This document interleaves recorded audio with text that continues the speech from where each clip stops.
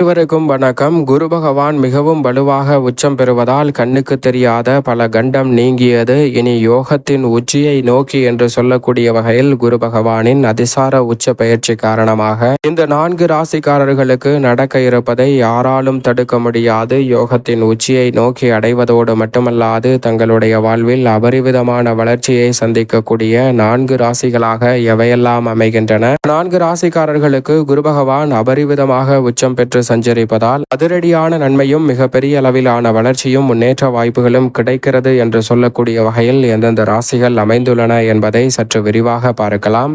பொதுவாக குரு பகவானை பொறுத்த வரைக்கும் நவ கிரகங்களிலே முழு சுபகிரகமாக இருப்பவர் குரு பகவான் மட்டும்தான். அவர் இந்த வேளையில் உச்ச பலத்தை பெற்றிருக்கிறாருங்க. குரு பகவான் உச்சம் பெற்றிருப்பதால் நடப்பதை தடுக்க முடியாது. குரு உச்ச பயிற்சி காரணமாக கண்ணுக்கு தெரியாத பெரிய கண்டம் நீங்கியது.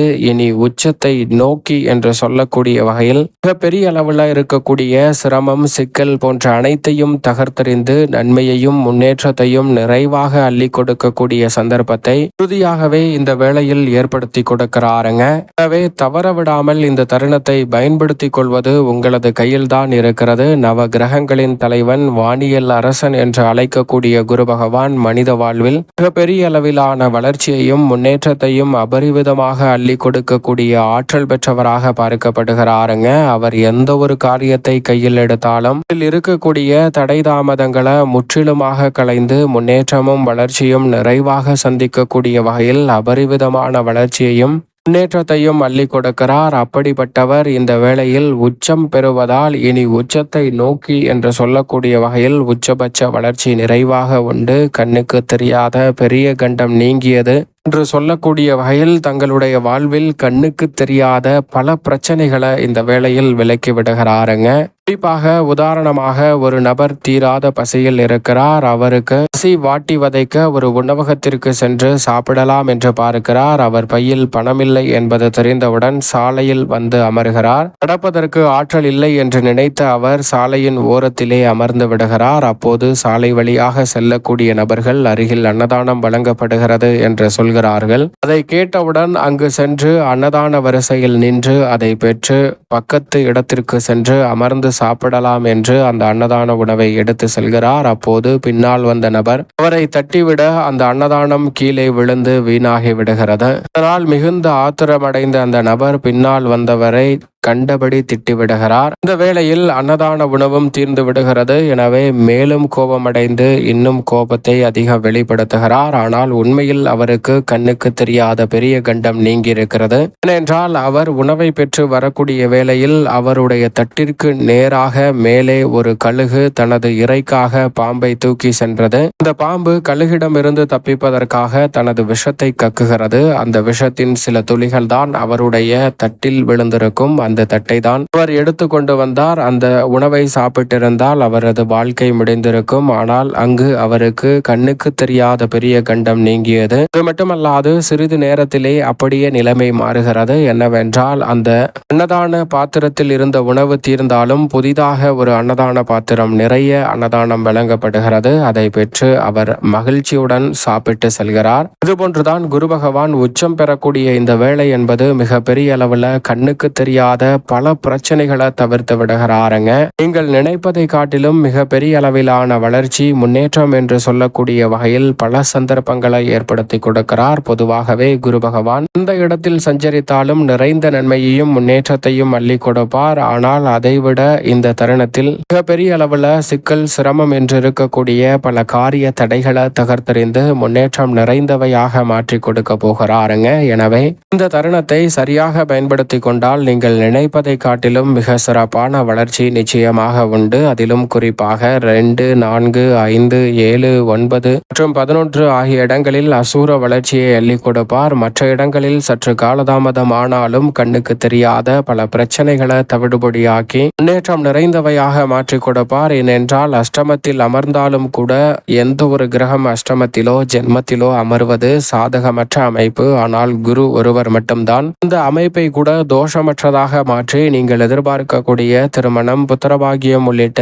பல சுப நிகழ்வுகளை நிறைவாக மாற்றி கொடுக்கக்கூடிய அற்புதமான அமைப்பிலும் அதீத பலத்துடனும் மிகப்பெரிய அளவிலான வளர்ச்சியையும் முன்னேற்றத்தையும் அள்ளி கொடுக்கக்கூடிய அமைப்பில் வலம் வருவாருங்க. எனவேதான் இந்த தருணத்தை சரியாக பயன்படுத்தி கொண்டால் மிக பெரிய அளவிலான வளர்ச்சியும் முன்னேற்ற வாய்ப்பும் அபரிவிதமாக உங்களை தேடி வரும். அதோடு மட்டுமல்லாது குரு பார்க்கின் கோடி நன்மை என்று சொல்வார்கள். அப்படிப்பட்ட குருவின் சுப பார்வை இந்த வேளையில் பல்வேறு இடங்களை வலுப்படுத்துகிறது. குருவின் பார்வை பல இடங்களை வலுப்படுத்தக்கூடிய இந்த தருணத்தில் நீங்கள் நினைப்பதை காட்டிலும் பல காரிய தடைகள் தவிடுபடியாகும். மிக பெரிய அளவிலான வளர்ச்சியையும் முன்னேற்ற வாய்ப்புகளையும் இந்த தருணத்தில் நிறைவாக சந்திக்கக்கூடிய சந்தர்ப்பம் நிச்சயமாக உங்களை தேடி வருகிறது. பெரிய அளவிலான சிக்கல், சிரமம் என்று இருக்கக்கூடிய காரிய தடைகளை கூட தகர்த்தறிந்து மிக சிறப்பான வளர்ச்சியும் முன்னேற்றமும் நிறைந்தவையாக மாற்றி கொடுக்கிறாருங்க குரு பகவான். எனவேதான் இந்த வேலையை உறுதியாகவே தவறவிடாமல் சரியாக பயன்படுத்தி கொண்டால் மிக பெரிய அளவிலான வளர்ச்சியும் முன்னேற்ற வாய்ப்பும் அற்புதமாக உங்களை தேடி வரும். எனவே தவறவிடாமல் இந்த தருணத்தை நிதானத்துடனும் பொறுமையுடனும் பயன்படுத்தி கொள்ளுங்கள். நீங்கள் எதிர்பார்ப்பதை காட்டிலும் கண்ணுக்கு தெரியாத